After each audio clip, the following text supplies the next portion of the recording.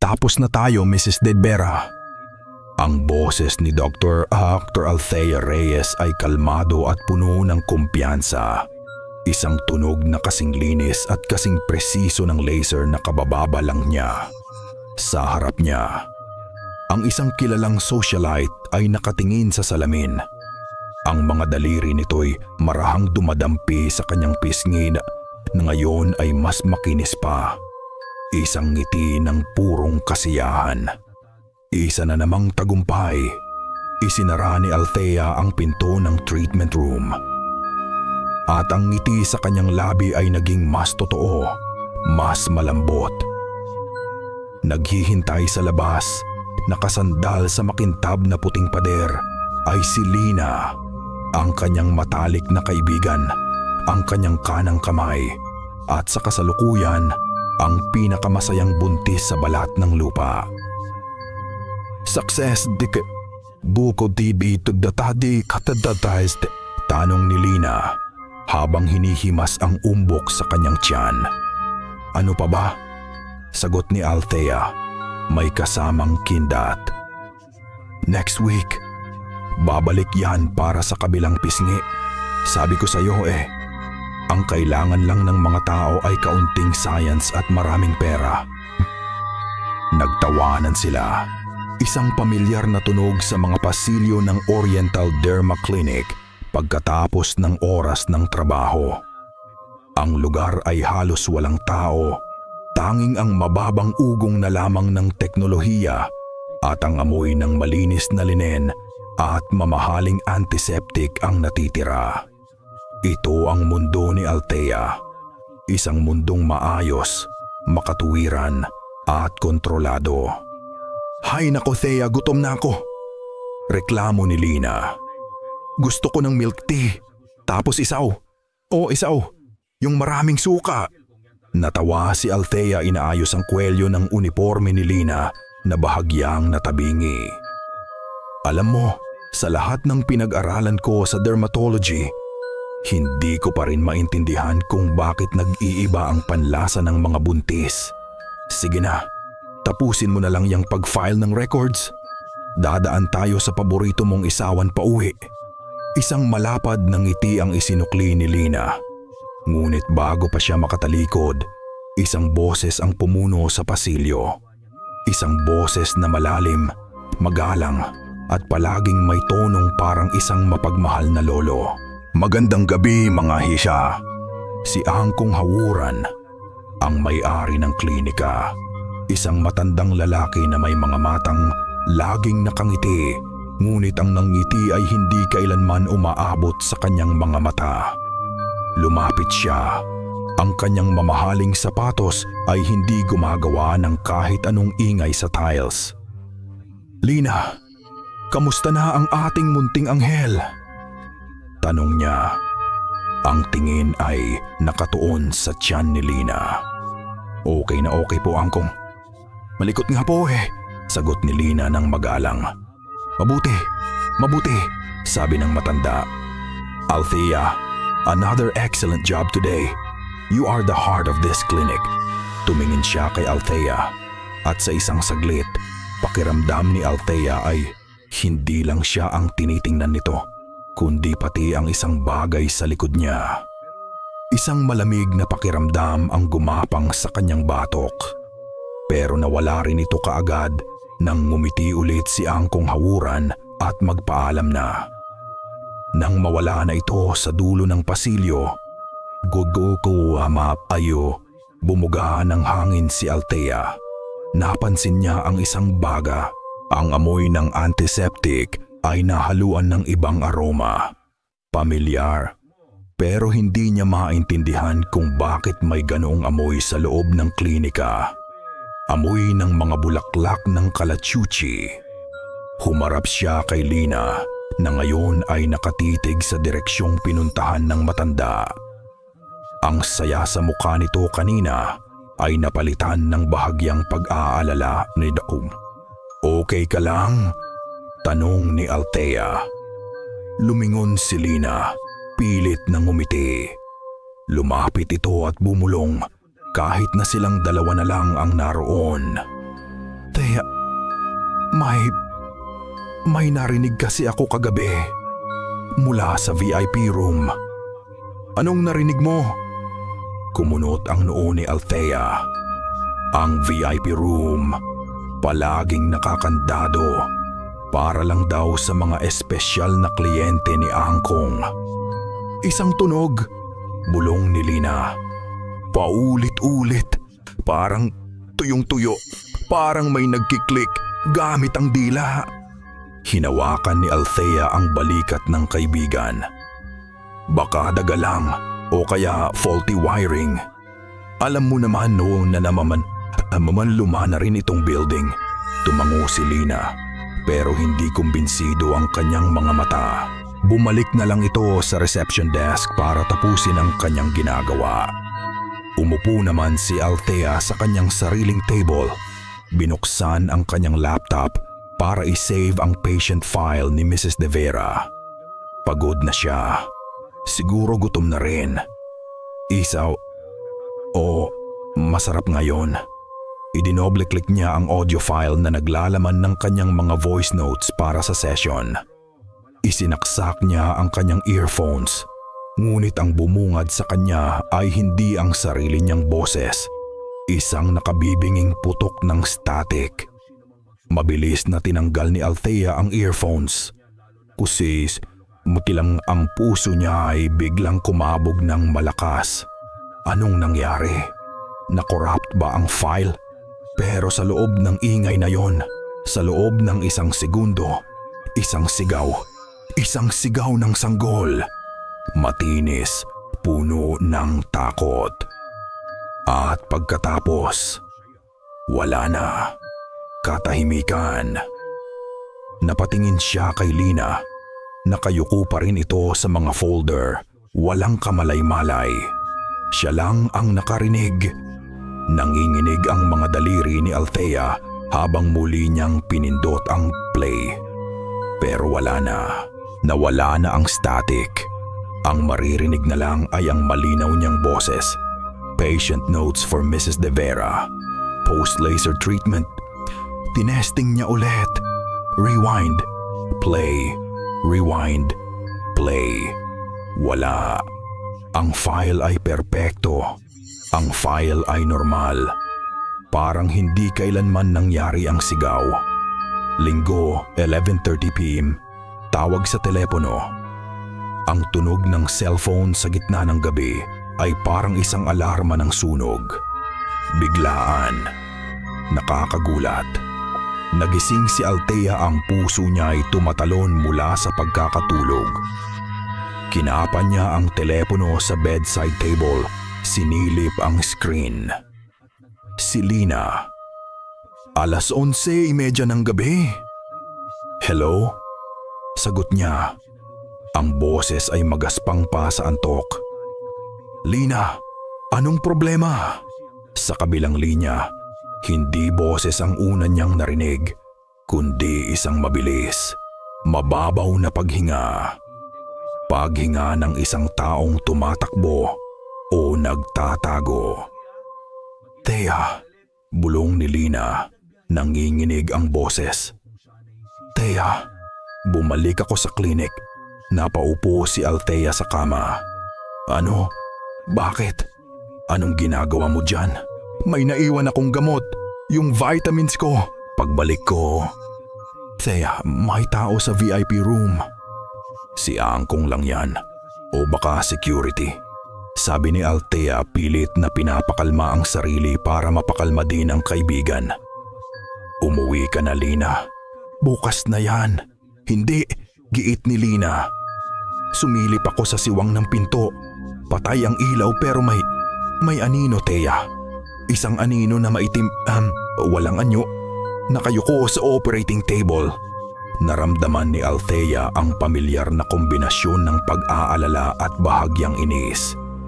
Lina, pagod ka lang. Ang dami nating ginawa nitong linggo. Baka anino lang ng kung anong gamit. At may naririnig ako. Putol ni Lina sa kanya. Ang boses ay halos maging isang hikbi. Isang kanta, parang oyaye. Isang oyaye. Isang lalabay. Lina, paanong... Pakinggan mo. Sa kabilang linya, sa gitna ng kanyang mga hikbi, sinimulan ni Lina na humimig ng isang kanta. Simple lang ang tono, parang kantang pambata. Pero mali. May mali sa tiyempo, sa nota. Parang sirang plaka, bahagyang wala sa tono, na mas nagbibigay dito ng pakiramdam ng kalungkutan kaysa sa pag-aalo. Napakalamig, napakalungkot. Habang nakikinig, may narinig si Althea na ibang tunog mula sa telepono. Isang mahinang kaluskos. Ano yun? Tanong ni Althea. Lina, ano yung kaluskos na yan? Wala akong naririnig, sagot ni Lina. Thea, natatakot ako. Bumuntong hininga si Althea. Logic. Kailangan niya ng logic. Okay. Teka lang. Titingnan ko ang security camera sa phone ko. Stay on the line. Binuksan niya ang app para sa CCTV ng klinika. Lumabas ang mga kuha mula sa iba't ibang anggulo. Corridor A, clear. Reception, clear. Laboratory, clear. At sa wakas, VIP room. Napatitig siya, ang imahe ay malinaw. Ang pinto ng VIP room ay sarado. Walang anino, walang kahit sino. Pero may mali. Sa ibabang sulok ng screen, ang timestamp. 11:20 p.m. 10 minuto na ang nakalipas. Sinubukan niyang i-refresh ang feed, pero pareho pa rin. Ang lahat ng ibang camera ay live. Ang camera lang sa tapat ng VIP room ang nakastock sa isang loop. Lina, simula ni Althea. Ang lalamunan niya ay biglang natuyo. Anong nakita mo? Wala, normal ang lahat. Pagsisinungaling niya. Ayaw niyang dagdagan ang takot nito. Makinig ka sa akin. Lumabas ka na diyan. Ngayon na. Hintayin mo ako sa labas ng building, papapunta na ako. Sige. Pinatay ni Althea ang tawag. Ang daliri niya ay nag-hover sa screen ng CCTV. Ang kantang hinihimig ni Lina ay umuulit-ulit sa kanyang isipan. Kahit na hindi siya naniniwala, kahit na pilit niyang sinasabi sa sarili na ito'y stress at paranoia lang. Hindi niya mapigilang himigin din ito ng walang tunog. Hilahin. Dungaw. Tulog na, bunso. Hinihintay. Biglang nag-vibrate ang telepono niya sa kanyang kamay. Isang text message mula kay Lina. Binuksan niya ito. Isang litrato. Malabo. Kuha mula sa isang siwang, sa isang madilim na silid. Pero sapat na ang liwanag para makita ang anino. Isang maitim na anino na walang tiyak na hugis nakatayo sa tabi ng operating table. At sa sahig, sa makintab, puting tiles sa ilalim ng anino.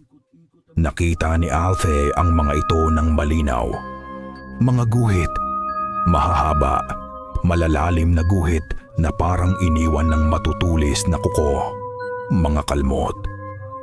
Lunes, araw ng trahedya, minaneho ni Althea ang kotse papasok ng trabaho. Pero hindi ang daan ang nasa isip niya. Ang nasa isip niya ay ang litratong nakasave sa kanyang telepono. Ang mga kalmot.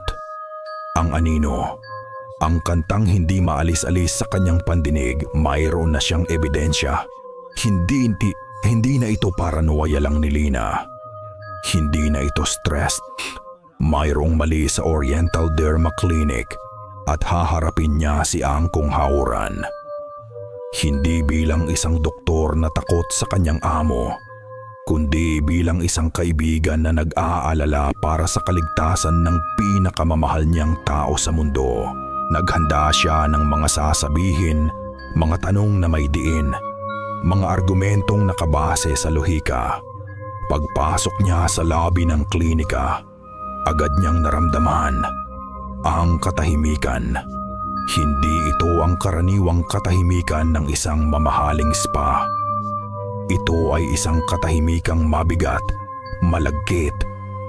Ang mga receptionist ay nakayukong ang kanilang mga mukha ay blangko.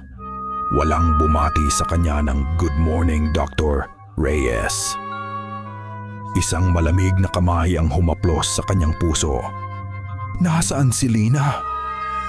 Tanong niya sa unang nurse na nakasalubong. Ang nurse ay hindi makatingin sa kanya ng diretsyo. "Doc, pinapatawag po kayo sa HR." Sa opisina na ng HR, ang pakiramdam ay mas malamig pa. Ang manager, isang babaeng palaging formal, ay nakatingin sa kanya na may ekspresyong sinanay para sa masasamang balita. "Dr. Reyes, maupo ka." Hindi umupo si Althea. "Anong nangyayari? Nasaan si Lina?" Ang HR manager ay huminga ng malalim. "There was an accident this morning, Dra. A vehicular accident." Ang mga salita ay lumutang sa hangin, parang mga insekto na umuugong sa kanyang tainga, pero hindi niya maintindihan. "Aksidente, sasakyan. Is she okay? Anong kong ospital?" Tanong ni Althea. Ang boses niya ay nagsisimula ng manginig. Ang tingin ng manager ay puno ng awa. At sa sandaling iyon, alam na ni Althea. "She didn't make it, Althea. I'm so sorry. Si Lina at ang baby, they're both gone." Gumuho ang mundo. Ang mga tunog sa paligid ay naging isang mahabang ugong. Ang mga kulay ay naglaho. Ang tanging nararamdaman niya ay ang bigat. Isang dambuhalang bigat na dumagan sa kanyang dibdib, sa kanyang lalamunan, sa kanyang kaluluwa. Kinagabihan, sa bahay ni Lina, tumutulong si Althea sa pamilya nito na mag-ayos ng mga gamit. Bawat bagay ay isang alaala. Bawat damit ay isang kwento. Ang hangin ay mabigat sa amoy ng lungkot at kalachuchi. Bahagya lang, pero nandoon. Pumasok siya sa kwarto ni Lina. Sa ikiiasa sa isang sulok ay ang mga gamit na pinamili nila para sa sanggol. Ang kuna na hindi pa nabubuo. Ang mga maliliit na damit na nakatupi ng maayos. At sa ibabaw ng lahat, isang maliit na teddy bear.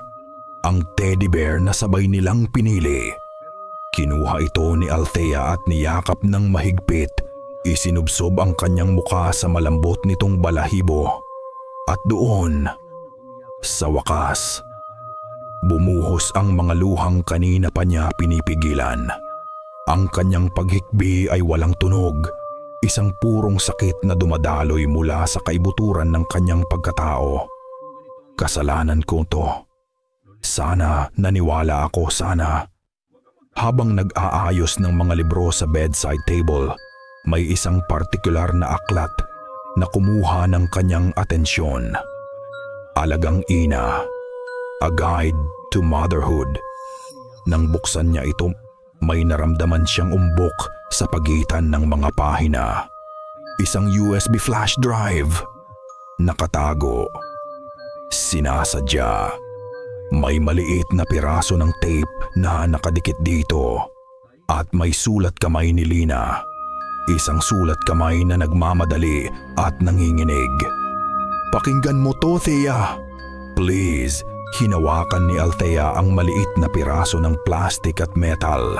Ang huling mensahe mula sa kanyang kaibigan. Hindi na ito tungkol sa kaligtasan. Ito ay tungkol sa katarungan. Pag-uwi sa kanyang apartment, isinarin niya ang lahat ng pinto at bintana. Ang tanging liwanag ay mula sa screen ng kanyang laptop. Nanginginig ang kanyang kamay habang isinasaksak ang USB. Isang click, lumabas ang drive sa screen. Nag-iisa lang ang laman. Isang folder. Ang pangalan ng folder ay hindi petsa. Hindi ito isang salita. Ang pangalan ng folder ay 3:17 a.m. Ginalaw niya ang cursor. Ang pointer ay tumapat sa unang audio file sa loob. Huminga siya ng malalim, pinatatag ang kanyang sarili. At pagkatapos, pinindot niya ito. Click. Ika-5 araw, apartment ni Althea. Ang unang file ay tumagal ng 30 minuto. Ang boses ni Angkong Hawuran ay malumanay. Nagpapayo sa isang kliyente tungkol sa isang exclusive rejuvenation package. Walang mali, walang sigaw, walang static. Pinakinggan ni Althea ang pangalawa. Tapos ang pangatlo. Tapos ang pang-apat. Madaling araw na at ang tanging ilaw sa kanyang apartment ay ang malamig na liwanag mula sa laptop screen na tumatama sa kanyang mukha. Wala pa rin. Puro mga normal na usapan lang. Baka nga guni-guni lang niya ang sigaw ng sanggol. Baka nga nababaliw na siya sa pagluluksa na patayo siya para magtimpla ng kape. Automatiko, kumuha siya ng 2 tasa. Nilagyan niya ng kape ang pareho. Isang itim para sa kanya at isa na may maraming gatas para kay napatigil ang kanyang kamay. Ang tasa para kay Lina ay nanatili sa ere. Dahan-dahan, ibinaba niya ito sa counter. Ang sakit ay bumalik, matalim at biglaan, na parang isang saksak sa dibdib. Bumalik siya sa laptop, dala ang determinasyong pinatigas ng sakit. Mayroon dito.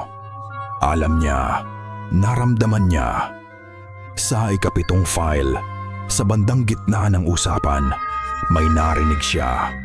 Napakihina. Isang bulong sa ilalim ng boses ni Angkong. Hindi niya maintindihan. Ginamit niya ang isang simpleng audio software. I-isolate ang frequency. Ang i-amplify ang background noise. Pinindot niya ulit ang play. At sa pagkakataong ito, narinig niya ng malinaw. Ang boses ni Angkong Hawuran ay naroon pa rin. Pero sa ilalim nito, sa likod nito, ay may isa pang boses. Isang bulong na tuyo at kumakaluskos. Hindi Tagalog. Hindi Ingles. Isang lengguwaheng sinauna at masama. Parang isang dasal na binibigkas ng pabaliktad. Isang orasyon. Kasabay ng bulong naroon din ang ibang mga tunog.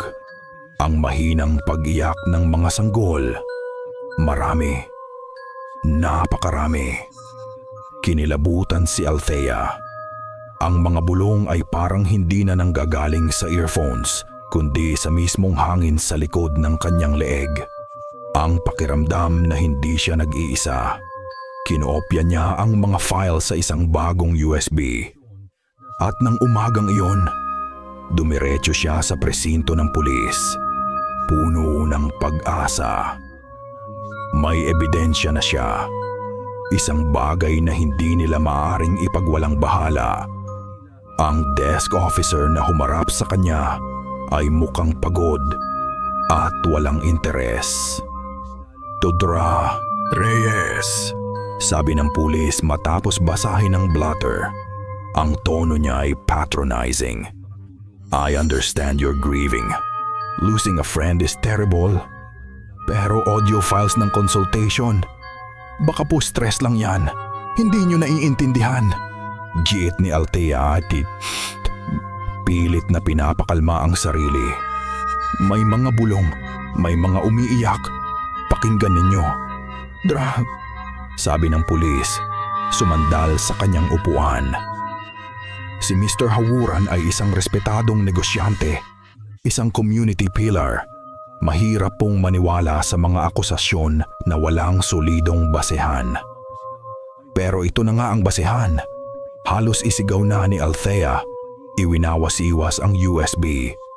Kinuha ng pulis ang USB. Pero muipo pero hindi para pakinggan. Ipinasok niya ito sa isang maliit na brown envelope. We'll look into it, Rata Reyes. Magpahinga na lang po muna kayo. We'll call you. Alam ni Althea ang ibig sabihin yon. Walang mangyayari, walang tatawag. Ang pader na binabangga niya ay mas mataas at mas matibay kaysa sa inaakala niya. Umalis siya ng presinto. Ang pag-asa sa kanyang dibdib ay napalitan ng nagyayelong bigat ng kawalan ng magawa. Naglakad siya ng walang direksyon. Ang ingay ng syudad ay parang isang malayong ugong. Talo na ba siya? Paano niya lalabanan ang isang halimaw na protektado ng sistema? At doon, sa gitna ng kanyang desperasyon, isang alaala ang lumitaw. Isang matandang pasyente sa klinika, palaging nagrereklamo sa amoy. Amoy ng mga kaluluwang hindi matahimik. Sabi nito minsan, habang naghihintay sa lobby. Pinagtawanan lang siya noon ng ibang staff. Lola Elpidia, isang manghihilot daw dati. Tumigil na dahil matanda na. Pero ang mga mata niya ay parang nakakakita ng mga bagay na hindi nakikita ng iba. Desperado na si Althea. Ang siyensya ay nabigo. Ang batas ay bulag. Baka ang sagot ay nasa isang bagay na tagal na niyang itinakwil bilang pamahiin. Alam niya kung saan ito nakatira. Isang maliit na bahay sa isang masikip na barangay sa kabilang ibayo ng syudad. Walang pag-aalinlangan. Pumara siya ng taxi. Nakarating siya sa isang maliit na gate na bakal. Kumatok siya. Walang sumasagot. Kakatuksa na siya ulit nang bumukas ang pinto. Lumabas si Lola Elpidia. Maputi na ang buhok, kulubot na ang balat, pero ang kanyang mga mata ay matalim. Tinitigan siya nito mula ulo hanggang paa. Hindi nagtanong kung sino siya o anong kailangan niya. Bago pa man makapagsalita si Althea, nagsalita ang matanda. Ang boses niya ay mahina pero malinaw na parang dahon na tinatangay ng hangin. Amoy patay ang dala mo, Hija. At hindi lang isa. Bahay ni Lola Elpidia. Pinapasok ni Lola Elpidia si Althea sa kanyang maliit na sala. Ang hangin sa loob ay amoy ng mga pinatuyong dahon ng yerba buena at kandilang paubos na. Sa bawat pader ay may mga nakasabit na rosaryo at maliliit na imahen ng mga santo. Isang lugar na dapat ay payapa, pero pakiramdam ni Althea ay para siyang pumasok sa isang hangganan sa pagitan ng mundong kilala niya at ng isang mundong pilit niyang itinatanggi. Naupo si Althea sa isang upuang yantok. Walang nagsalita.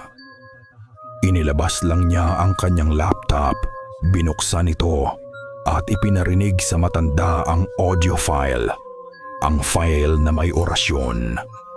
Habang tumutugtog ang mga bulong mula sa speaker, nagbago ang mukha ni Lola Elpidia. Ang mga kunot sa kanyang noo ay lumalim. Ang kanyang mga mata ay nanlaki sa isang takot na mukhang galing pa sa sinaunang panahon. Agad siyang nag-antanda ng krus. Ang kanyang mga labi ay bumubulong ng sarili niyang mga panalangin na hindi marinig ni Althea. Nang matapos ang audio, ang katahimikan sa silid ay mas mabigat pa kaysa dati. "Saan mo ito nakuha, Hija?" tanong ng matanda. Ang boses ay nanginginig. Sa amo ko, si Angkong Hawuran," sagot ni Althea. "Lola, ano po ito? Anong ibig sabihin ng mga ito?" Tumingin si Lola Elpidia sa labas ng bintana na parabang may hinahanap sa kadiliman.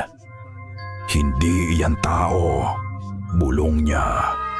"Ang boses na yan, ang mga salitang yan, galing sa isang nilalang na matagal nang naglalakad sa lupang ito.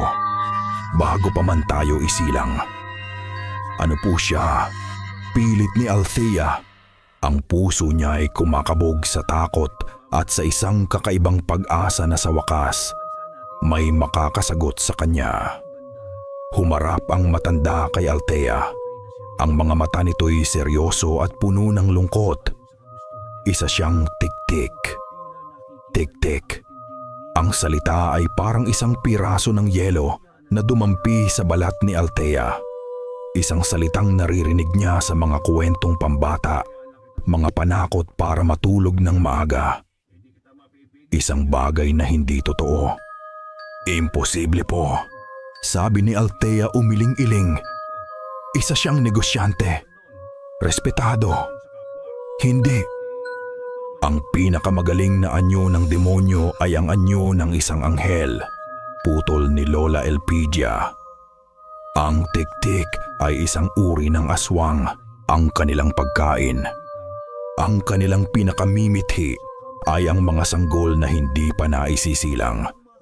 Gagamitin nila ang kanilang mahabang dila na kasing nipis ng isang sinulid para sipsipin ang buhay mula sa sinapupunan ng ina. Isang nakakasukang imahe ang nabuo sa isip ni Althea. Napahawak siya sa kanyang tiyan na para bang siya si Lina. Ang mga orasyon na narinig mo, patuloy ng matanda, ay hindi para pumatay. Mas malala pa riyan. Ito ay isang ritual para kunin ang kadalisayan ng mga sanggol. Para gawin itong isang uri ng langis, isang balsamo. Ang haplas ng kadalisayan at doon nag-ugnay ang lahat. Ang mga kliyenteng mayayaman, ang pangako ng pagpapanumbalik ng kabataan, ang mga nawawalang sanggol sa mga balita na ipinagwawalang bahala ng lahat. Ang kaibigan mo, sabi ni Lola Elpidia, ang boses niya ay puno ng awa. Ang anak niya ang kailangan nila para sa susunod na ritual. Sa labas ng bintana, sa gitna ng katahimikan ng gabi, isang butiki ang tumunog. Tik tik tik tik tik tik tik tik tik tik tik. 7 beses. Sunod-sunod. Napatayo si Althea. Ang takot sa kanyang dibdib ay sumabog at naging purong galit. Kailangan ko siyang pigilan. Kailangan kong gumawa ng paraan. Sabihin niyo po sa akin. Umiling si Lola Elpidia. Hindi mo siya mapipigilan gamit ang lakas. Ang ritual ay kailangang labanan ng isa ring ritual. Kung ganoon, gagawin ko. Sabi ni Althea, ang boses niya ay matatag sa unang pagkakataon mula nang mamatay si Lina. Kumuha ng isang tasa ang matanda at nagsalin ng mainit na salabat. Ang amoy ng luya ay pumuno sa hangin. Inabot niya ito kay Althea. Ang mga kamay ni Althea na kanina pa nanginginig ay bahagyang kumalma nang hawakan niya ang init ng tasa. Mayroon tayong 40 araw, Hija, sabi ni Lola Elpidia. Simula sa araw na siya'y pumanaw, ang kaluluwa ng kaibigan mo at ng kanyang anak ay naririto pa, hindi pa tumatawid. Kung hindi natin matatapos ang ritual bago ang ika-40 araw, mananatili silang bihag ng tiktik magpakailanman. 40 araw, isang orasan, isang deadline. Ano ang kailangan kong gawin? Tanong ni Althea. Tinitigan siya ni Lola Elpidia. Ang kanyang tingin ay tumatagos hanggang sa kaluluwa. Para masimulan ang ritual, kailangan mo ng isang bagay na pag-aari niya. Isang bagay na konektado sa kanyang pisikal na anyo, sa kanyang kapangyarihan. Ano po iyon?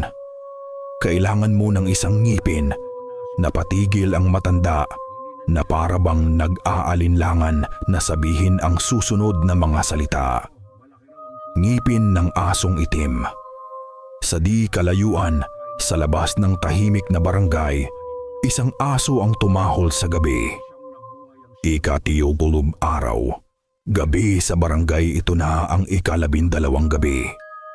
Bawat araw na lumilipas ay parang isang butil ng buhangin na nahuhulog sa isang hourglass na hindi niya nakikita. Nakatago si Althea sa loob ng kanyang kotse, nakaparada sa isang madilim na kanto, ilang metro mula sa dambuhalang gate ng mansyon ni Angkong Hawuran. Ang babaeng minsay naniniwala lang sa siyensya at sa kayang patunayan ng mikroskopyo ay narito ngayon. Sa gitna ng gabi, may dalang 1 kilong sariwang karne at isang pares ng pliers sa kanyang bag. Ang misyon niya ay parang isang masamang biro. Kumuha ng ngipin ng isang halimaw. Ilang oras siyang naghintay. Ang mga ilaw sa mga kalapit na bahay ay isa-isang namatay. Ang kalye ay naging isang ilog ng kadiliman at katahimikan. At pagkatapos, isang tunog. Ang marahang pagkilos ng bakal. Ang maliit na gate sa gilid ng mansyon ay bumukas. Hindi si Angkong Hawuran ang lumabas. Isang aso. Pero hindi ito ordinaryong aso. Ito ay higante. Isang asong itim na mas malaki pa sa isang adultong tao kapag ito'y nakatayo. Ang balahibo nito ay kasing itim ng gabi at ang mga mata nito ay parang 2 baga ng apoy na nagliliyab sa dilim. Hindi ito tumahol. Dahan-dahan lang itong naglakad palabas. Ang mga kuko nito'y marahang kumakalansing sa semento at pumasok sa isang makitid na eskinita sa tapat ng kalsada. Ito na.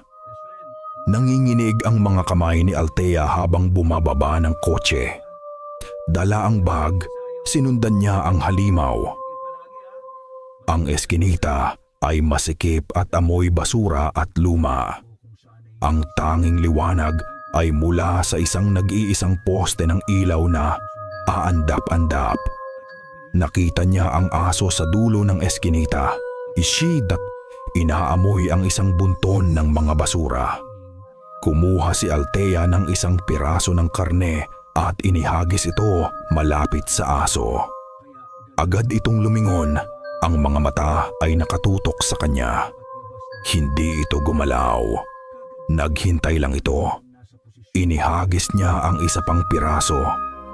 Mas malapit sa kanya. Dahan-dahan, humakbang ang aso palapit. Ang bawat hakbang ay mabigat, puno ng kapangyarihan. Nang nasa harapan na niya ito, naramdaman ni Althea ang init na nagmumula sa katawan nito. Ang hininga nito ay mabaho at mainit, amoy nabubulok na laman. Ibinaba niya ang huling piraso ng karne sa lupa. Habang nakayuko ang aso para kainin ito, ang tunog ng pagnguya nito sa buto ay nakakakilabot. Ito na ang kanyang pagkakataon. Sa isang mabilis na kilos, kinuha niya ang pliers mula sa kanyang bag. Gamit ang lahat ng kanyang lakas, idiniin niya ang tuhod sa leeg ng aso. Binuksan ang bibig nito at sinungkit ang isang malaking pangil. Nagpumiglas ang halimaw. Isang malalim na ungol ang lumabas mula sa lalamunan nito. Isang tunog na hindi galing sa aso kundi sa isang bagay na galing sa impyerno. Nag-ipon ng lakas si Althea. Ipinikit ang kanyang mga mata at bumunot. Isang malutong na tunog ng pagkabali. Binitiwan niya ito at tumakbo. Tumatakbo siya nang hindi lumilingon. Ang tanging naririnig ay ang nakabibinging dagundong ng galit sa kanyang likuran. Lumiko siya sa isang kanto, tapos sa isa pa. Nawawala sa labirinto ng mga eskinita ng barangay. Maya-maya, nawala ang mga yabag ng aso. Tumigil si Althea sa likod ng isang malaking basurahan. Hinahabol ang kanyang hininga. Ang kanyang puso ay parang sasabog sa kanyang dibdib. Nasaan na siya? Lumingon siya, wala. Katahimikan. Pero sa katahimikan, may narinig siya. Isang pamilyar na tunog. Isang tunog na tuyo. Click ang tunog ng dila. Malapit, nagpatuloy siya sa pagtakbo. Ngayon, may kasabay na siyang mga yabag. Mabilis, sumasabay sa takbo niya. Pero sa tuwing lilingon siya, walang tao, walang anino. Tanging ang tunog lamang ng mga paang humahabol sa kanya sa dilim. Sa wakas, natanaw niya ang isang pamilyar na kalye. Tumakbo siya palabas ng eskinita, pabalik sa liwanag, pabalik sa kanyang kotse. Isinara niya ang pinto, nilak ito, at pinaharurot ang makina. Nang makarating siya sa kanyang apartment, isinandal niya ang kanyang likod sa nakakandadong pinto. Ang kanyang buong katawan ay nanginginig sa pagod at takot. Tiningnan niya ang kanyang kamay. Hawak pa rin niya ito. Ang ngipin, basang-basa ng dugo at laway. Pero hindi siya nandidiri. Sa halip, isang maliit na apoy ng tagumpay ang nag-alab sa kanyang dibdib. Ito ang simula. Pumunta siya sa banyo para maghilamos. Ang adrenaline ay unti-unting nawawala at napapalitan ito ng sakit sa kanyang mga kalamnan. Hinubad niya ang kanyang jacket na puno ng putik. Nang humarap siya sa salamin, napansin niya ang isang bagay sa kanyang likod. Isang mahabang marka sa kanyang puting sando. Pula. Hinubad niya ang sando. At doon, sa salamin, kitang-kita niya 3 guhit. Mahahaba, malalalim, at nagdurugo. Mga kalmot, hindi niya naramdaman, hindi niya narinig. Pero naroon ang mga ito. Isang marka mula sa halimaw, isang babala na hindi siya nakatakas ng walang pinsala. Ikadbungding araw, simbahan ng Quiapo. Ang init sa Quiapo ay nakakapit sa balat.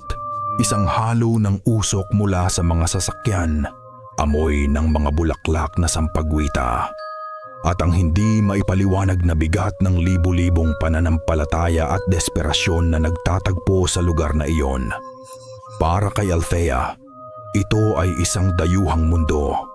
Ngunit para kay Lola Elpidia na umaalalay sa kanya, ito ay isang santuwaryo. Dito, Hija, sabi ng matanda. Iginagaya si Althea papasok sa simbahan sa gitna ng agos ng mga deboto. Sa loob, ang ingay ng kalye ay napalitan ng isang sagradong bulungan.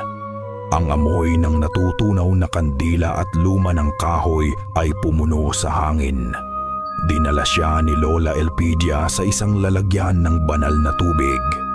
Isinausaw ng matanda ang kanyang mga daliri at marahang ipinahid ito sa noo ni Althea, sa kanyang mga palad, at sa kanyang likod, kung nasaan ang mga kalmot na ngayon ay peklat na lang. Isang kakaibang kapayapaan ang naramdaman ni Althea, isang katahimikan na hindi galing sa kawalan ng tunog, kundi sa isang pakiramdam ng pagiging protektado. Kahit saglit lang, umupo sila sa isang bakanteng upuan sa gilid. Ang kanilang paligid ay abala sa mga taong nagdarasal, pero sa kanilang munting espasyo, parang sila lang ang naroon. Ang ngipin ang simula, bulong ni Lola Elpidia, pero para tuluyan siyang masugatan, para maging mahina ang kanyang kapangyarihan, kailangan nating malaman ang kanyang tunay na pangalan. Tunay na pangalan? Tanong ni Althea. Ang pangalan niya ay Hawuran. Umiling ang matanda. Iyan ang pangalan niya sa mundo ng mga tao. Ang mga nilalang na tulad niya ay may lihim na pangalan.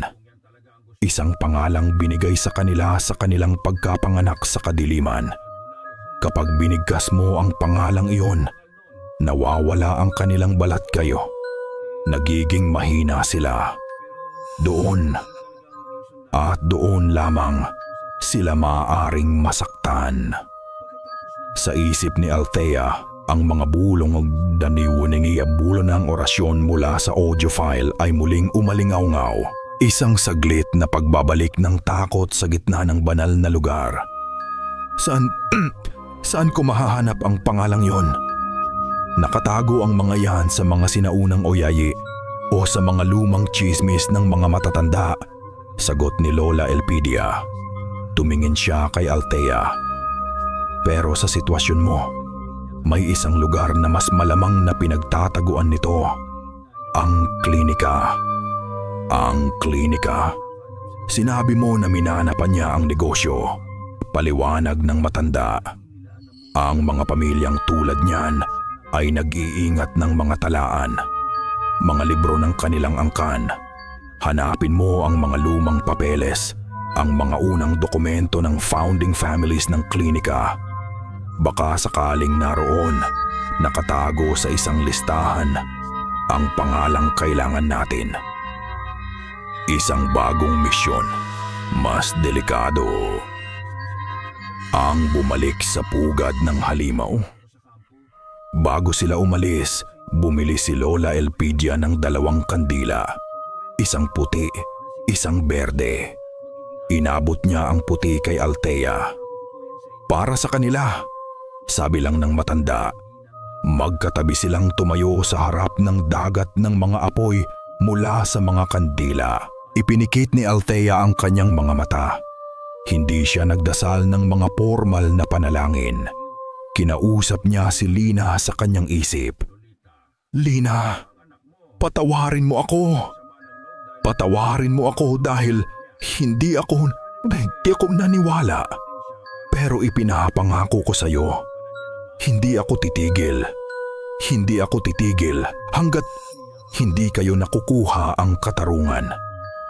Nang imulat niya ang kanyang mga mata, ang pakiramdam ng kapayapaan ay napalitan ng isang bakal na determinasyon. Lumabas sila ng simbahan, pabalik sa magulong mundo sa labas. Habang naglalakad sila sa sidewalk, naghihintay na makatawid.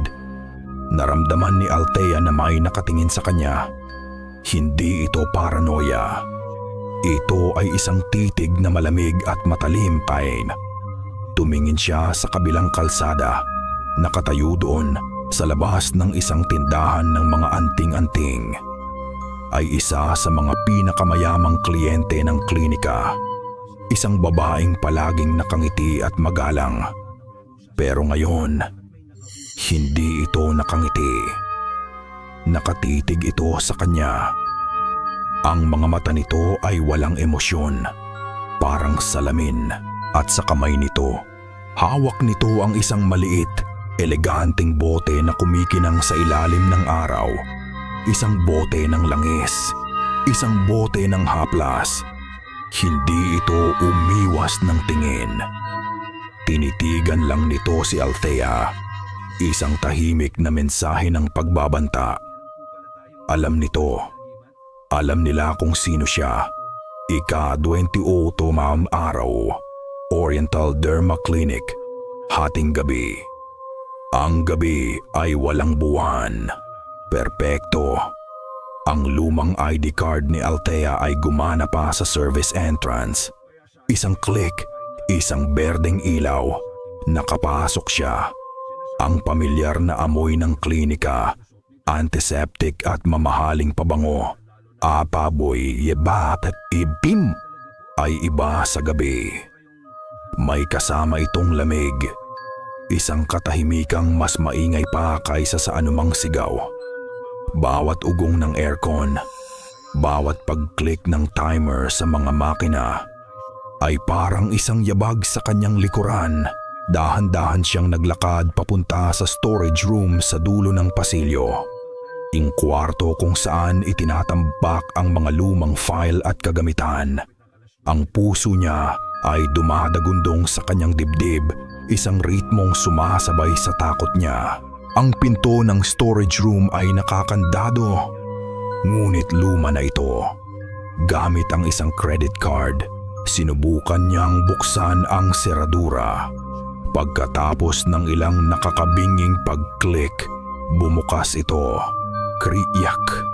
Ang tunog ng pinto ay parang isang hiyaw sa katahimikan. Napatigil si Althea. Pinakiramdaman ang paligid. Wala. Pumasok siya at isinara ang pinto sa kanyang likuran.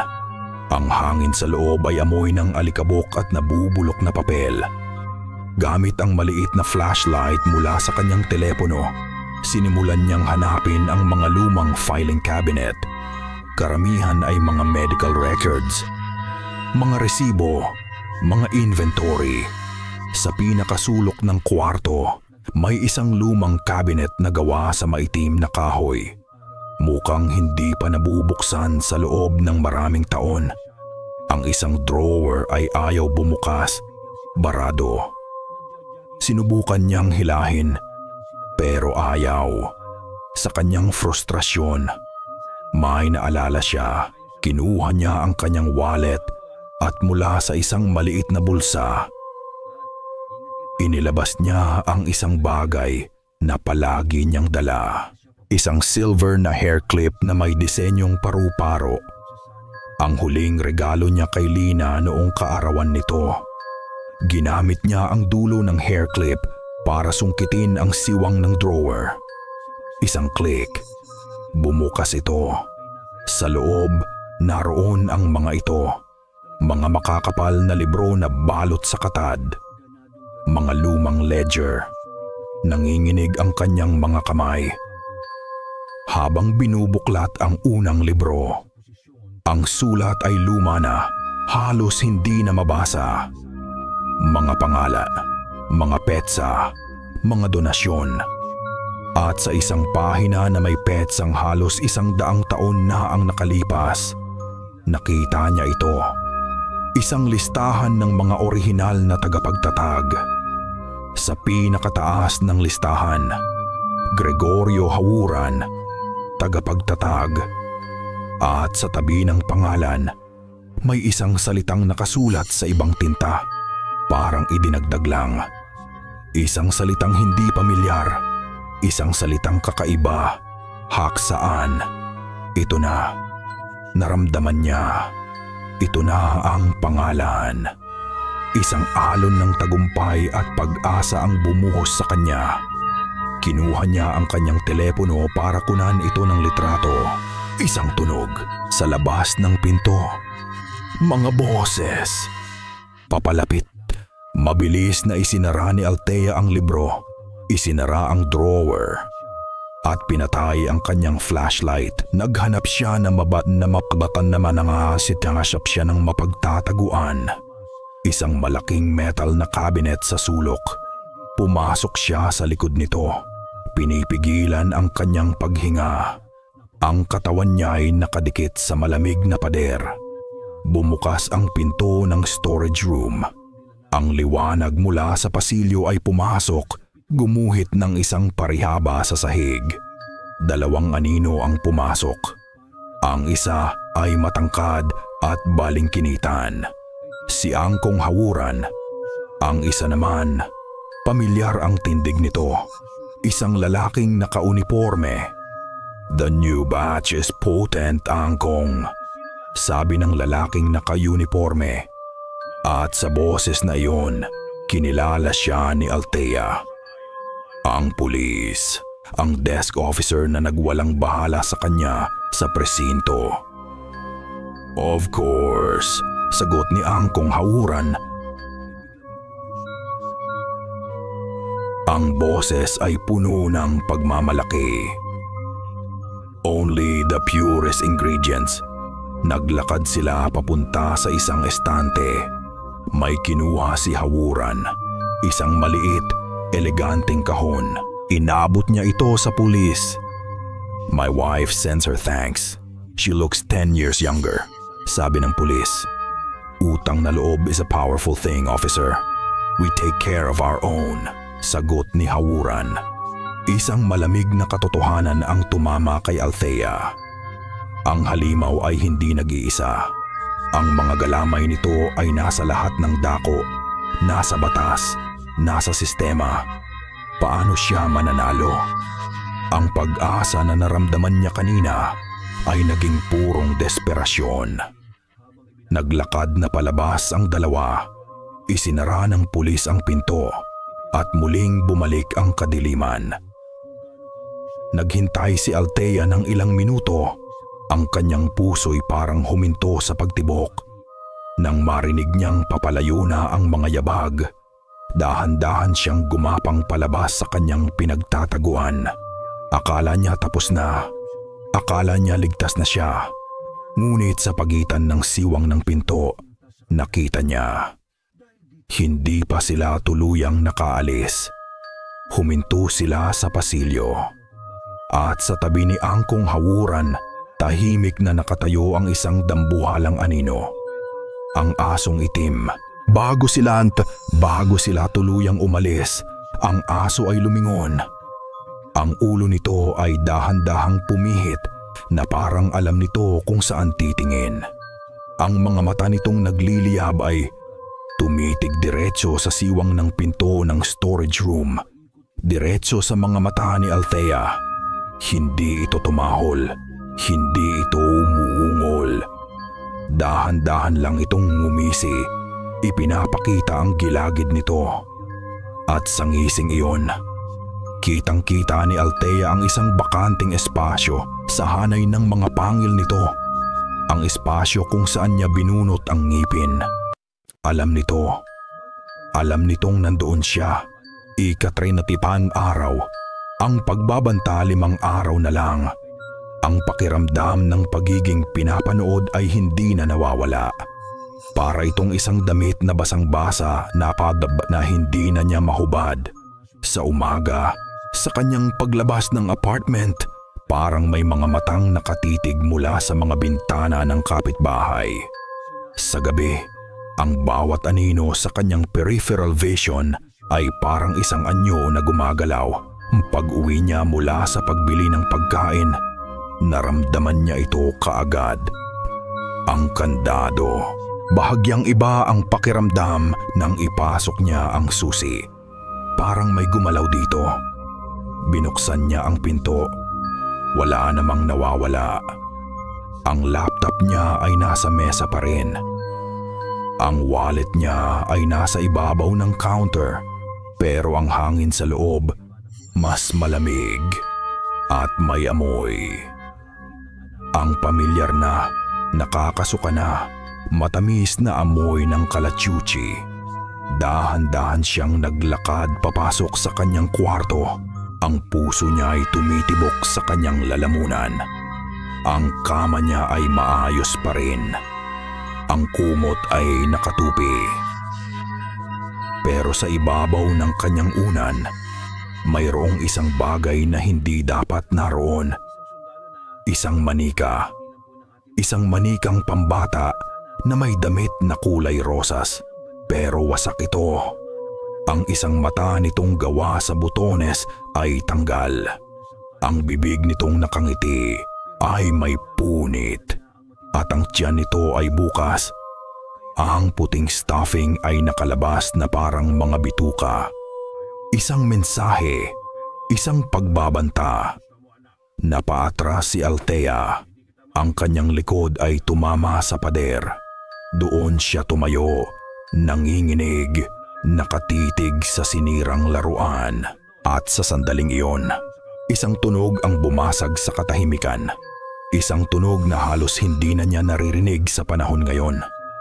Ang matinis na pag-ring ng kanyang landline telephone. Parang isang ahas, dahan-dahan siyang lumapit sa sala at kinuha ang telepono. Hello? Katahimikan sa kabilang linya.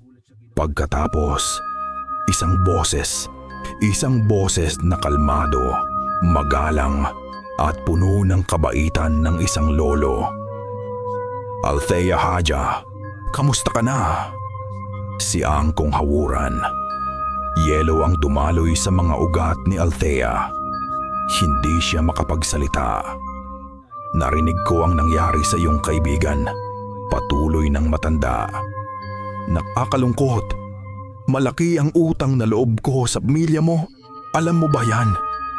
Ang iyong ama, Tinulungan niya ako noong nagsisimula pa lang ako. Kaya't masakit para sa akin na makita kang nagkakaganito. Nag-aalala ako. Ang bawat salita ay balot sa pekeng pag-aalala. Pero ang ilalim nito ay matalim na parang bubog. Ang utang na loob ay binabayaran. Angkong, sagot ni Althea. Ang boses niya ay nanginginig pero may diin. Isang mahinang tawa ang narinig niya sa kabilang linya. Tama ka, Hija. Binabayaran nga. At ang pagiging mausisa, minsan may kamahalan din ang presyo. Tumahimik ulit. Ang katahimikan ay puno ng mga bagay na hindi sinasabi. Ang imahe ng manika, ang ngisi ng asong itim, ang pangalang haksaan. Magpahinga ka na, Althea, sabi ni Hawuran. Ang tono niya ay nagbabalik sa pagiging isang mapagmahal na amo. Huwag mo nang isipin ang mga bagay na hindi mo dapat iniisip. At bago niya ibaba ang telepono, idinagdag niya ang mga huling salita. Dahan-dahan, malinaw. Sana hindi madamay ang mga mahal mo sa buhay, Hija. Click. Nabitawan ni Althea ang telepono. Ang pagbabanta ay hindi na lang tungkol sa kanya. Pamilya niya. Ang kanyang mga magulang na walang kamalay-malay. Ang takot na naramdaman niya kanina ay biglang nawala. Napalitan ito ng isang bagay na mas malamig, mas matigas. Galit. Isang dalisay na galit na tumunaw sa lahat ng kanyang pag-aalinlangan. Wala nang atrasan. Pumunta siya sa kanyang aparador at kinuha ang isang maliit na kahon. Sa loob nito ay ang mga litrato ng kanyang pamilya. Kinuha niya ang isawawa. Isang masayang kuha nila sa isang beach. Ang araw ay maliwanag. Ang kanilang mga ngiti ay totoo. Hinalikan niya ito. Ang kanyang mga luha ay tumulo sa litrato. Pagkatapos maingat niyang ibinalik ito sa kahon at itinago sa pinakailalim ng kanyang mga damit. Hindi na siya iiyak. Tapos na ang pag-iyak. Kinuha niya ang kanyang susi at umalis. Dumiretso siya sa bahay ni Lola Elpidia. Oras na po, sabi ni Althea pagbukas pa lang ng pinto ng matanda. Sabihin niyo sa akin ang huling hakbang. Ano ang kailangan kong gawin para matawag ang pangalan niya? Tinitigan siya ni Lola Elpidia. Nakikita ang pagbabago sa kanyang mga mata. Ang apoy, ang yelo. Ang pagtawag sa tunay na pangalan ng isang demonyo ay nangangailangan ng isang sakripisyo. Sabi ng matanda, ang boses ay mabigat. Hindi sapat ang dugo, hindi sapat ang dasal. Kailangan mong mag-alay ng isang bagay na mas mahalaga.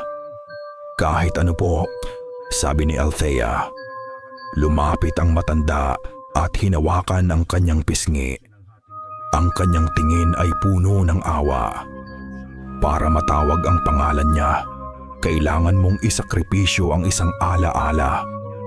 Ang pinakamasaya mong alaala kasama si Lina. Sa isip ni Althea, isang imahe ang biglang lumitaw. Silang dalawa ni Lina, mga bata pa tumatakbo sa dalampasigan, tumatawa ng malakas habang hinahabol ang mga alon. Ang tawa ni Lina. Ang tunog nito ay umalingaw-ngaw sa kanyang ulo, isang perpektong alaala na malapit ng maging abo. Ika-aharap pa araw. Ang huling paghahanda. Ang ika-40 araw, ang huling araw. Ang maliit na sala ni Lola Elpidia ay naging isang silid pandigma. Sa sahig, isang bilog ang iginuhit gamit ang pinaghalong asin at durog na uling. Sa gitna nito ay isang maliit na palayok na luwad. Sa paligid ng bilog ay ang 7 botelya ng banal na tubig mula sa 7 magkakaibang simbahan na parang mga bantay. Tahimik ang dalawa. Ang bawat kilos ay may bigat. Bawat paghinga ay may kahulugan. Inilagay ni Althea ang ngipin ng asong itim sa loob ng palayok. Inilatag niya ang mga dahon ng bayabas at tanglad. Inihanda niya ang posporo. Nang matapos ang lahat, umupo si Althea sa sahig sa labas ng bilog. Si Lola Elpidia naman ay naupo sa kanyang tumba-tumba sa sulok. Binabantayan siya. Sa labas, ang hangin ay biglang lumakas. Ang mga sanga ng puno ay humahampas sa kanilang bubong. Parang mga kukong kumakalmot. Ang langit ay madilim. Walang bituin pa. Parang ang kalikasan mismo ay kinikilabutan sa ritual na magaganap. "Handa ka na ba, Hidya?" Tanong ng matanda. Ang boses niya ay isang bulong sa gitna ng ugong ng hangin. Hindi sumagot si Althea. Ipinikit lang niya ang kanyang mga mata. Kailangan niyang balikan. Sa huling pagkakataon, ang init ng araw sa balat, ang amoy ng maalat na hangin, ang tunog ng mga alon na humahalik sa dalampasigan. Mga bata pa sila. 16 na taong gulang. Nag-cutting classes sila para lang pumunta sa beach. Walang tao. Sila lang. Nakaupo sila sa buhangin. Pinapanood ang paglubog ng araw. Si Lina, nakasandal ang ulo sa balikat ni Althea. Ang buhok nito'y nililipad ng hangin. "Thea," sabi ni Lina. Ang boses ay parang isang pangarap. "Paglaki natin, gusto ko tumira malapit sa dagat." "Bakit naman?" tanong ni Althea. "Kasi dito, parang ang lahat ng problema, tinatangay ng alon palayo." Sagot ni Lina. "Dito, parang walang imposible." Tumingin ito sa kanya. Ang mga mata nito'y kumikinang sa liwanag ng papalubog na araw. At pagkatapos, ngumiti ito. Isang ngiting dalisay. Isang ngiting puno ng pag-asa. Isang ngiting nagsasabing magkaibigan sila magpakailanman. "Promise mo, Thea, ha?" sabi nito. "Best friends forever?" "Forever," sagot ni Althea. At pinisil ang kamay nito. Ang alaala ay perpekto. Malinaw. Masakit sa sobrang ganda. Isang luha ang tumulo mula sa mata ni Althea. Pagkatapos ay isa pa. Hanggang sa ang kanyang mukha ay basang-basa na. Hindi siya humikbi. Tahimik lang siyang umiyak. Nagluluksa hindi para sa buhay ni Lina, kundi para sa alaala na malapit nang mawala sa kanya magpakailanman. Pagkatapos ng gabing ito, ang mukha ni Lina habang nakangiti sa dalampasigan ay magiging isang blankong espasyo. Ang tunog ng tawa nito ay magiging katahimikan. Ito ang presyo. Ito ang sakripisyo. Dinilat niya ang kanyang mga mata. Ang mga luha ay tumigil na. Ang kanyang tingin ay matatag. Puno ng isang nakakatakot na kapayapaan. Tumingin siya kay Lola Elpidia.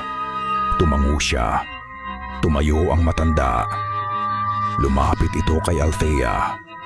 Sa isang kilos na hindi inaasahan ni Althea, kinuha ni Lola Elpidia ang kamay niya at dinala ito sa noo ng matanda.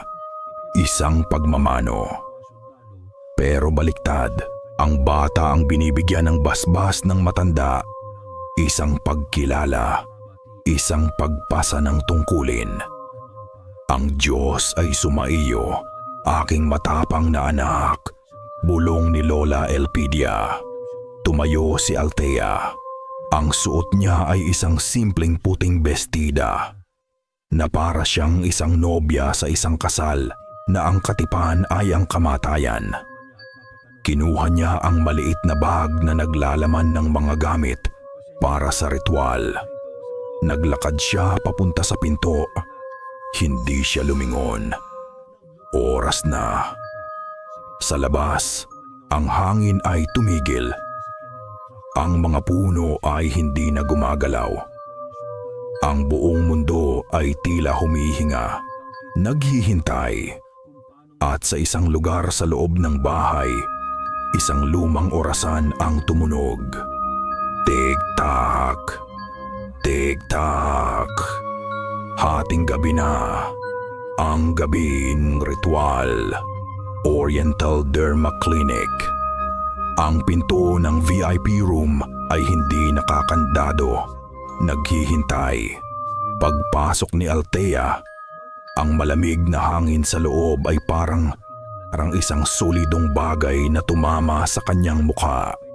Amoy ng dugo, amoy ng takot, at amoy ng bulaklak ng kalachuchi.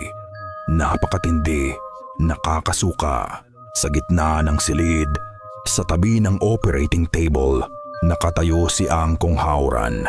Hindi na siya ang matandang negosyante. Ang kanyang balatkayo ay unti-unti nang natutunaw. Ang kanyang mga braso ay mas mahaba. Ang kanyang mga kuko ay matutulis. Ang kanyang anino sa pader ay hindi anino ng tao, kundi ng isang dambuhalang insekto. Sa ibabaw ng operating table ay may isang malaking banga na gawa sa itim na marmol. Mula sa loob nito ay may lumalabas na mahinang usok. "Hinihintay kita, Hija," sabi ni Hawuran. Ang boses niya ay hindi na malumanay. Ito'y tuyo at kumakaluskos, parang mga tuyong dahon na tinatapak-tapakan. Isang karangalan. Ang huling sangkap para sa aking obra maestra ay kusang lumapit. Hindi sumagot si Althea. Dahan-dahan niyang inilapag ang kanyang mga gamit. Inilatag niya ang bilog ng asin at uling sa sahig. Ang bawat kilos niya ay kalmado. Sinadya. Isang nakakabinging tunog ng pagbali ng mga buto ang pumuno sa silid. Ang katawan ni Hawuran ay yumuyuko, umiikot sa isang paraang hindi natural. Ang kanyang mga paa ay naging parang sa isang paniki. Ang kanyang mukha ay humahaba. Ang kanyang bibig ay bumubuka ng napakalawak at mula rito, isang dila na maitim at mahaba ang lumabas. Gumagalaw na parang isang ahas. Ang anyo ng tik-tik. Ang anyo ni Haksaan. Sinindihan ni Althea ang uling sa loob ng palayok na luwad. Isang maliit na apoy ang sumiklab. Walang silbi ang iyong mga laruan. Ungol ng halimaw, ang boses ay nagmumula na sa kaibuturan ng lalamunan nito. Sinimulan ni Althea ang orasyon na itinuro sa kanya ni Lola Elpidia. Mga salitang Latin at sinaunang Tagalog, pinaghalo. Per sanguinem innocentium. Biglang gumalaw ang halimaw. Mabilis, napakabilis. Sa isang iglap, nasa harap na niya ito. Pero hindi siya nito sinaktan. Sa halip, ang silid sa paligid niya ay nagbago. Wala na siya sa klinika. Nasa dalampasigan na siya. Ang araw ay papalubog. At sa tabi niya, nakaupo si Lina, nakangiti, ang perpektong ala-ala. "Teyahi, anong ginagawa mo?" tanong ni Lina.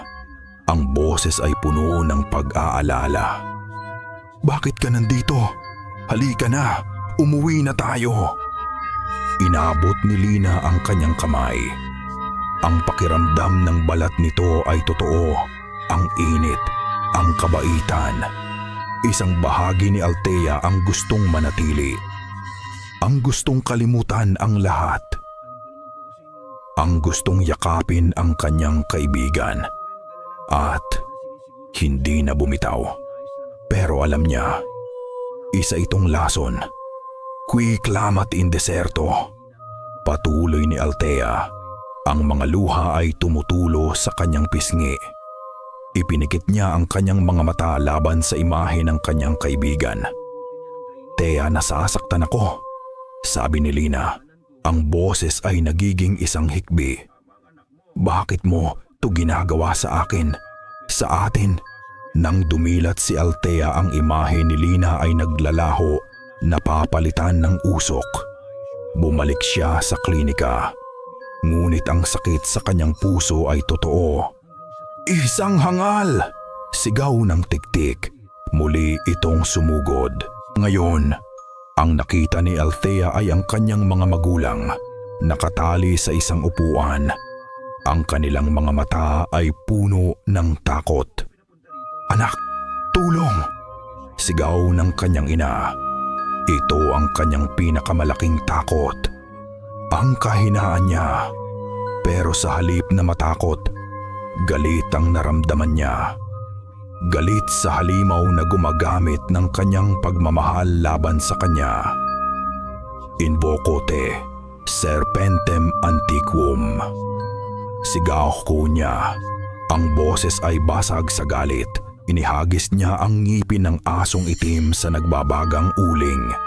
Isang pagsingaw, isang amoy ng nasusunog na buto.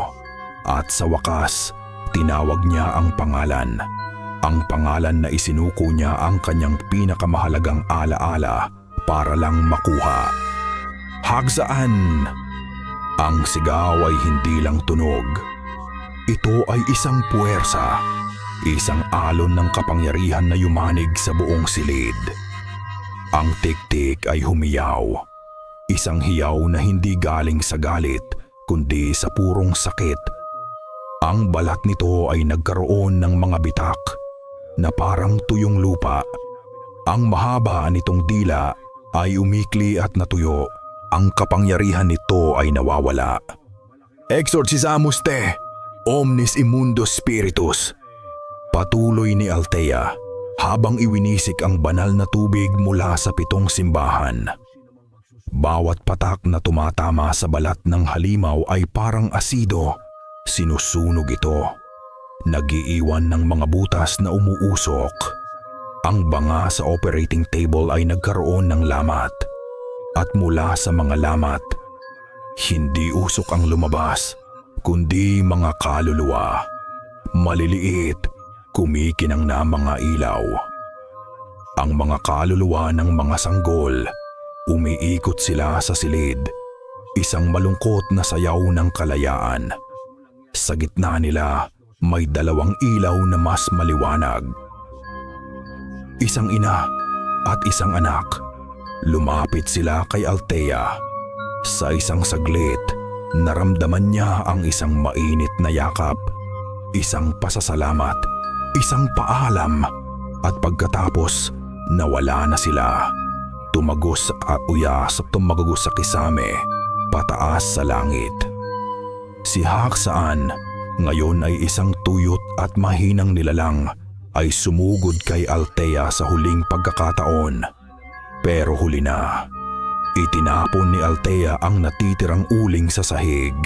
Ang apoy ay kumalat sa tumagas na alcohol mula sa mga nabasag na bote.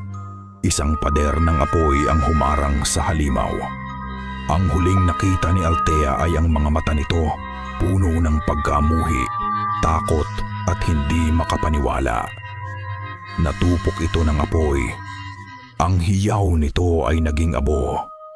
Ang apoy ay mabilis na kumalat. Ang itim na usok ay pumuno sa silid. Nahihirapan ng huminga si Althea.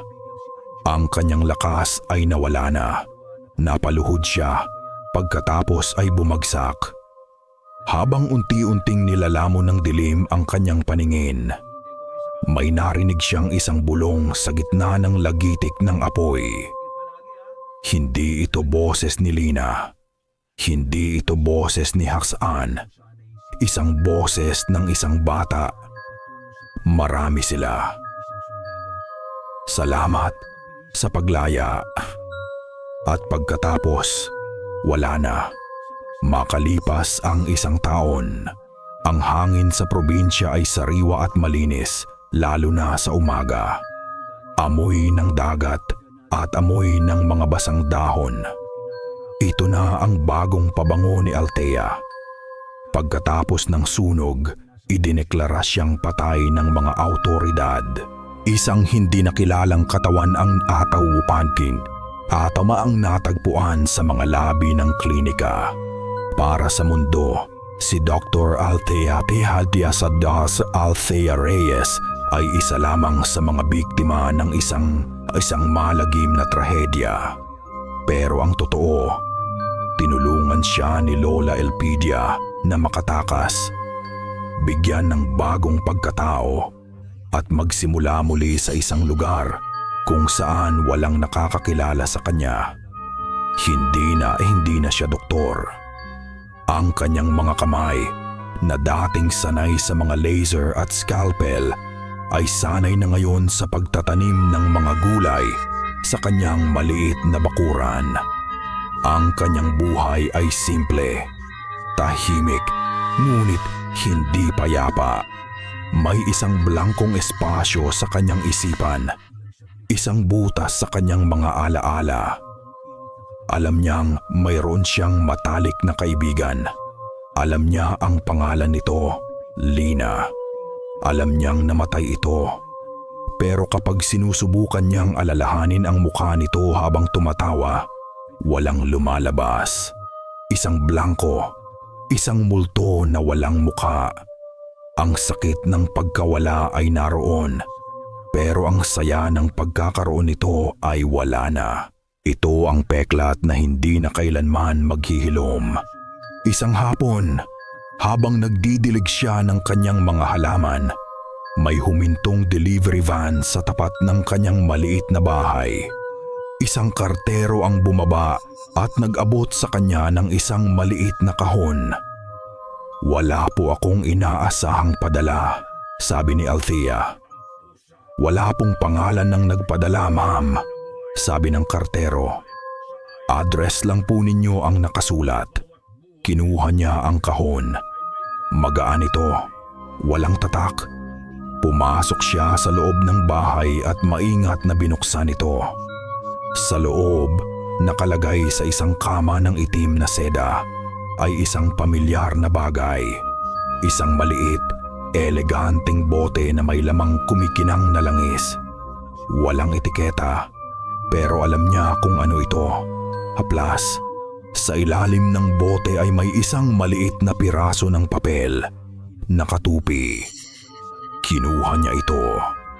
Ang kanyang mga daliri ay bahagyang nanginginig sa unang pagkakataon sa loob ng isang taon. Binuksan niya ito.